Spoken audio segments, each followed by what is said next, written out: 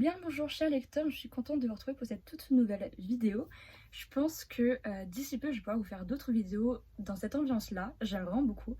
Parce que j'ai un micro que j'utilise pour mes podcasts, mais le problème c'est que j'ai pas de câble qui me permet de le relier à mon téléphone et que là récemment j'en ai commandé un qui me permettrait du coup d'ici normalement peut-être demain de pouvoir tout simplement enregistrer des vidéos et avoir la qualité d'un micro comme celui-ci. Donc je suis très heureuse et surtout je suis très contente de l'ambiance de ma chambre.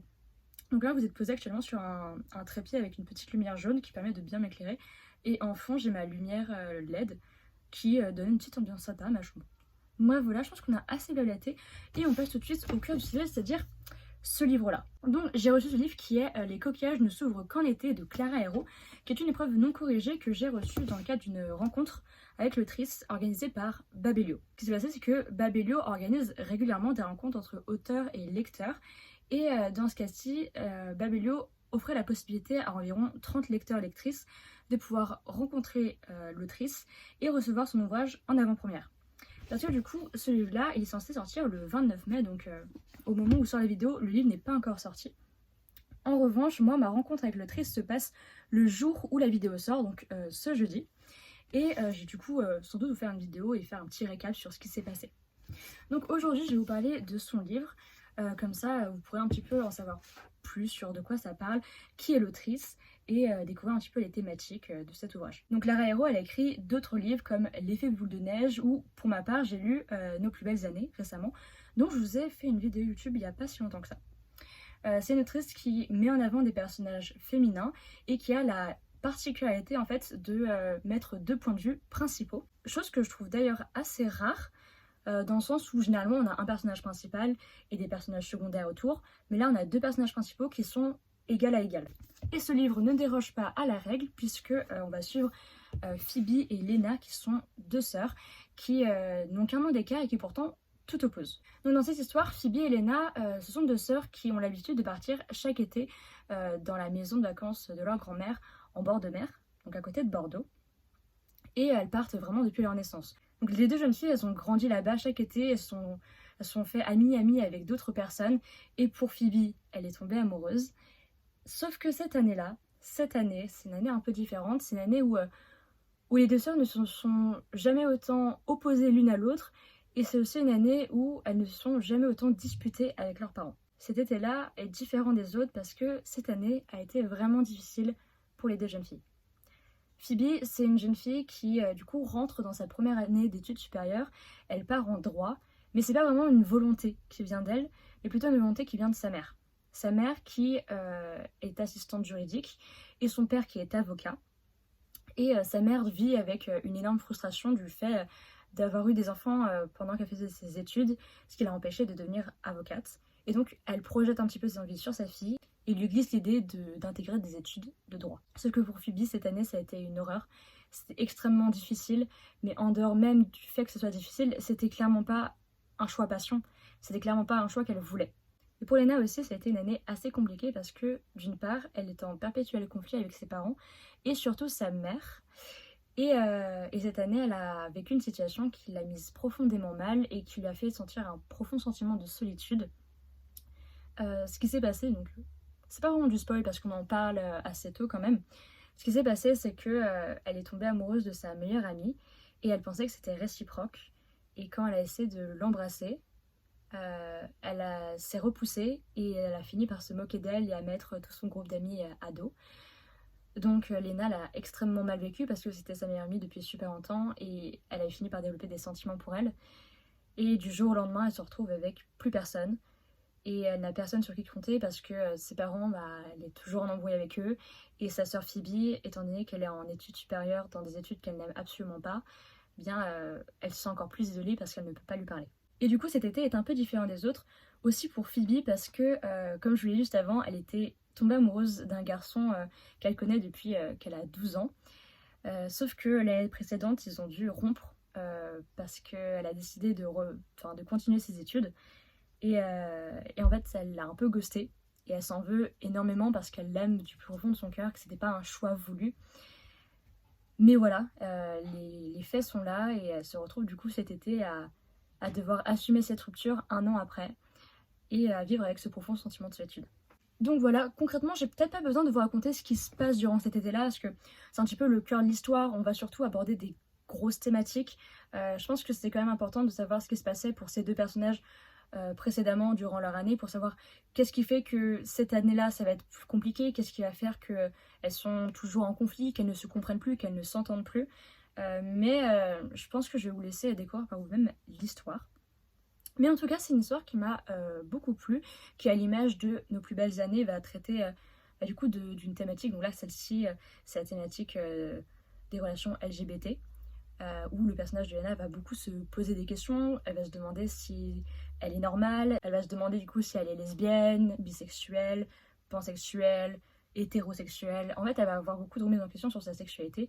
Et par la même occasion, en fait, cet été-là, elle va rencontrer une fille qui lui plaît énormément et elle va vivre avec ce conflit de elle me plaît mais je sais pas si c'est une bonne idée que j'aille vers elle. Et de même pour Phoebe, ça va être un petit peu un conflit interne parce que elle se retrouve là où elle a connu son amour d'enfance qui est là chaque année et elle se dit mais comment je vais pouvoir faire pour passer tout un été ici en sachant qu'il est là, j'ai pas envie qu'il le sache, j'ai pas envie qu'il m'en veuille, j'ai pas envie de le revoir et en même temps je meurs d'envie de le revoir. Donc pour moi c'est une très belle histoire. On a toujours cette belle plume de Clara Hero qui arrive à trouver les mots justes pour nos deux personnages.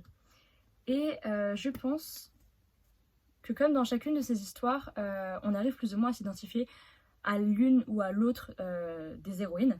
Donc moi, pour ma part, dans ce cas-ci, je me suis beaucoup reconnue dans le personnage de Phoebe, de par le fait qu'elle soit l'aînée, mais aussi parce que c'est une jeune fille qui, on l'accorde souvent à la place de l'aînée, mais les aînés sont souvent vus comme ceux qui doivent réussir à l'école, être les premiers, montrer l'exemple. Et c'est exactement ce que Phoebe vit. Et c'est un petit peu aussi comment moi je me sens parfois dans ma propre vie. Dans le sens où moi j'ai un petit frère. Et souvent ma mère elle va vouloir me prendre comme exemple en mode mais pourquoi tu fais pas comme ta sœur. Sauf que c'est un peu difficile et c'est ce que Phoebe explique dedans. C'est difficile de devoir être le modèle tout le temps, de devoir toujours performer, de devoir toujours être à la perfection, de suivre au doigt et à l'œil ce que nos parents veulent pour les satisfaire et non pas pour nous satisfaire nous. Et en fait, ça a poussé Phoebe à continuer aller dans des études dont elle ne voulait absolument pas. Et en même temps, il y a un côté où je me suis également bien reconnue dans Lena, où peut-être que je l'ai un peu enviée pour un certain point. Parce que Lena, à contrario de Phoebe, c'est un personnage qui est très fougueux. C'est un personnage qui dit ce qu'elle veut, qui va tout affirmer, qui n'a honte de rien. Et en fait, l'émotion qui caractérise ce personnage, c'est du coup la colère. Elle est constamment en colère contre sa mère, son père, sa sœur, la vie, les gens, absolument tout le monde. Et en fait, elle ose le dire. Et ça, c'est une émotion que Phoebe, elle a du mal à vivre, elle a du mal à oser élever la voix, elle a du mal à dire ce qu'elle pense, dire ce qu'elle ressent, dire qu'elle en peut plus, dire qu'elle est à bout. Et moi, c'est quelque chose que j'ai pas mal envie à Lena aussi, parce que j'étais mais j'aimerais avoir la même facilité qu'elle à pouvoir m'exprimer sur ces sujets. Et en même temps, avoir le point de vue de Lena, c'est se rendre compte que toute la colère qu'elle ressent, c'est quelque chose qu'elle contrôle pas non plus. C'est un peu inné en elle aussi. Ce que j'aime bien du coup avec les romans de Clara Hero, c'est comme je vous l'ai expliqué au début, c'est que c'est une narration à deux voix. C'est qu'on va avoir deux personnages principaux qui vont vraiment compter l'une autant que l'autre. Et en fait, ce qui est bien, c'est qu'on va pouvoir vraiment se projeter dans la vie de l'une, la vie de l'autre, et comprendre pourquoi l'un des personnages va agir ainsi et l'autre d'une autre manière. Dans le sens où les deux personnages, elles se comprennent plus. Et le fait que nous, on ait justement ces deux points de vue, on comprend qu'il y a un blocage et que, en fait, il manque juste le fait de passer le pas. Et ce que j'aime beaucoup avec cette histoire, c'est aussi de voir la relation que les deux sœurs ont l'une avec l'autre. On voit que malgré les non-dits, malgré la colère, malgré les frustrations, on sent qu'elles s'aiment profondément et qu'elles ont envie d'être là l'une pour l'autre, même si c'est difficile, même si elles n'osent pas parler, même si elles se sentent profondément isolées. Donc je trouve ça vraiment touchant. Et une autre thématique sur laquelle j'ai vraiment été touchée, c'est le sentiment de colère et de frustration que Lena ressent envers sa mère. Parce que, comme je vous l'ai dit avant, la mère des deux jeunes filles prend toujours Phoebe comme exemple. Parce que Phoebe, c'est l'enfant qui est sage, qui a jamais posé problème, qui a toujours su écouter, qui a toujours suivi les conseils. Enfin, c'est l'enfant droit, c'est celui qui suit ce que les parents vont dire. Et Lena a toujours été cet opposé-là. Et en fait, elle se sent tellement en colère contre sa mère parce qu'elle se dit mais en fait, ma mère, elle ne m'aime pas parce que je ne suis pas ma sœur. Parce que je suis le strict opposé de ma sœur, elle ne m'a jamais aimée. Et il y a aussi une scène qui est vachement touchante parce que, en fait, elles expliquent que la mère ressent une terrible frustration de ne pas avoir pu continuer ses études d'avocat parce qu'elle a eu Phoebe. Mais le problème, c'est que par la suite, elle a eu Lena, qui, elle, n'était pas voulue du tout à la base. Et que sa mère lui a déjà fait un reproche du style j'aurais mieux fait d'avorter. C'est le genre de phrase qui te heurte ta vie, surtout quand t'es un enfant et que t'es en pleine évolution, t'es en train de grandir et que t'as besoin que tes piliers soient là avec toi. Et qu'on te dise ça t'anéantit en un seul coup. Donc moi, j'ai été vraiment touchée par le personnage de Lena et du sentiment d'injustice qu'elle ressent envers sa mère, qui constamment la compare à sa sœur, qui constamment va lui dire qu'elle n'est jamais assez bien. Et en fait, elle le dit plein de fois, c'est genre, j'en ai marre, en fait, que ma mère ne m'aime pas, j'en ai marre de ne pas être assez bien à ses yeux, j'en ai marre d'être constamment comparée à ma sœur parce que je sais que quoi que je fasse, ça sera jamais assez bien, ça sera jamais parfait, ça sera peut-être toujours trop, mais ça sera jamais bien, ça sera jamais ce qu'elle attend. Et ça, c'est un truc qui fait vraiment mal à lire. Donc voilà pour moi une très belle histoire que j'ai vraiment beaucoup appréciée. Je vous recommande de lire parce que en vrai c'est une petite histoire qui est pas très longue. Voilà. On va dire qu'en termes de mise en page, on a de la place. Et ça fait environ 400... Ça fait 375 pages. Voilà. Donc moi pour ma part je l'ai annoté avec des petites citations que je trouvais mignonnes. Ah bah justement cette citation je l'avais beaucoup aimée parce que j'ai mis un petit cœur en plus dessus, je vais vous la lire. J'ai toujours trouvé ça intime d'observer quelqu'un face à un miroir en train de se mirer, d'être témoin du regard dur ou tendre que l'autre se porte, de la façon dont ses épaules peuvent se redresser, comme par fierté ou par défi, ou au contraire comme la conscience de son corps peut faire se tasser les épaules. La manière dont on se contemple face à une glace, ça devrait rester entre soi et son reflet. Ça c'est une citation que j'ai trouvée hyper douce, hyper touchante. Parce que oui, il me semble que c'est l'un des personnages qui va à un moment se regarder dans le miroir et se poser des questions. Et c'est pas du tout une thématique centrale de l'histoire, hein, mais c'est juste qu'à un moment, il y a des moments où genre juste dans la vie on a des doutes, juste on se regarde rapidement, on se dit est-ce que là je suis bien, je me sens pas tip top. Voilà. Donc voilà, en tout cas une histoire que j'ai trouvée très touchante, rapide à lire et puis les personnages sont vraiment super adorables. Voilà. Je pense que l'une des prochaines vidéos qui sortira, ça sera du coup l'événement Babelio avec l'autrice et donc je vous repartagerai cette petite sortie. Voilà.